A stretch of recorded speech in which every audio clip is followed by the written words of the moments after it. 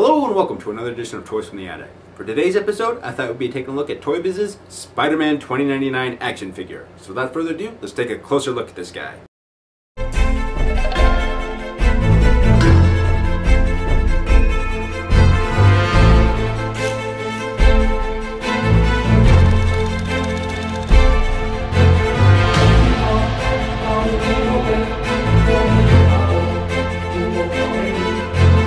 In the year 2099, Miguel O'Hare had become the head scientist in the Alchemax Corporation's genetic division. After being blackmailed and forcefully addicted to a drug that bonds on the genetic level, he attempted to cure himself with his experiments by rewriting his DNA to a previously purer state. However, Miguel's attempts were further sabotaged, and half of his DNA was altered to that of a spider. Surviving the process and vowing to take down the evil corporation that created him, he's become the future's new Spider-Man. Alright, so here we have Spider-Man and Toybiz's Spider-Man 2099 action figure. Now this guy actually came out towards the later run of the action figure line when they were starting to pump out less characters that had to do with the TV show and more of them that had their origins in the comic book. Now I was a big fan of the Spider-Man 2099 character. As a matter of fact, it's one of the few sets of comics that I collected pretty diligently. So naturally when I saw this guy on the toy shelves, I snagged him up pretty quickly. I'm fairly happy with him. I mean, I am a fan of the character, so naturally I am going to love him, but there are some things that I'm just a little bit disappointed with, mainly because this was the actual standard body that they were making for most of the Spider-Man figures at the time.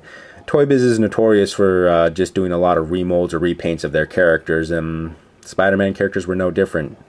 As a matter of fact, I think this was also mostly the same body for the Scarlet Spider that came out, except for the hoodie and the little shoulder spikes that are mainly to this character.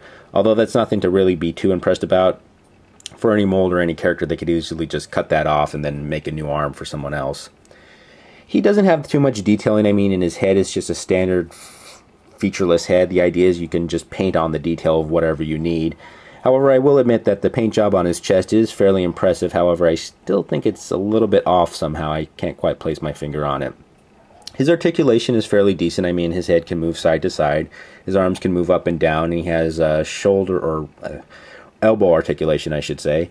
His legs can move up and down, and he has knee articulation. And around this time, they were starting to add in ankle articulation, although I'm not really sure why, because you can't get him in too many poses where that would actually become beneficial. I mean, you have him down like here. Yeah, I guess he can sort of move his leg out, or if he's leaping in the air, it looks like he's doing a little bit more, but it just seems a little bit weird to me to have that and not have any other articulation like on his hips or arms or anything else like that. But hey, what are you going to do? Alright, so the first accessory that he has is this little cape that actually snaps onto his neck.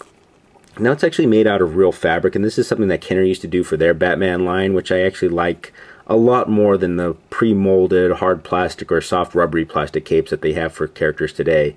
It just seems to flow a little bit better, and if you have a nice little breeze, it just kind of blows along and looks a little bit nicer. The other thing too that I have to apologize for is on either side of his cape he had these little clips that would actually attach to his wrists to give kind of that webbed wing look that he had in the comics. Sadly, those clips have broken over the years and the stitching wasn't all that good on the cape, so they would actually kind of slide on out and they got lost. It's just one little downside of the actual toy. Now the other accessory that he comes with is this giant flaming axe that you see has his spider logo right here on there. I'm not really sure why a character from the far future would have an axe like this. It just seems something more medieval. Maybe something like even Ghost Rider would have. It fits in his hand sort of okay. I mean, he sort of holds on to it, but it doesn't really give all that much support, and it just kind of hangs there limply. It's probably another one of those weapons that the toy designer said, oh yeah, let's just throw that in there and we'll come up with something that he uses it to attack evil, and the kids won't really know the difference. Now the last weapon that he has actually fits the time period that he's from, but it still seems a little bit ludicrous. It's this giant laser gun. He can't even hold this in his hand right here. It's actually, the way you actually attach it is you see this little clip right here. You just snap it onto his arm, twist, and then it locks into place. It's just such a big oversized gun. I'd make a Linkara joke right now about I'm a man, but I don't feel like it.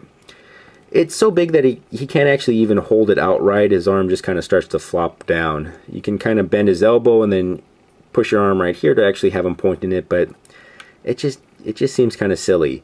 Now if they made a Punisher 2099 character and gave him this gun, I would totally be supportive of that. That would fit the character completely, but just to give it to Spider-Man, it just seems kind of weird. I don't remember him ever using anything like that in the comics. Still, other than his few little flaws, I'm still a big fan of the character, and this action figure isn't that bad. he's definitely one to have on display next to all the other variants that came out on this line. Anyways, this has been a look at Toybiz and Spider-Man's 2099 Spider-Man.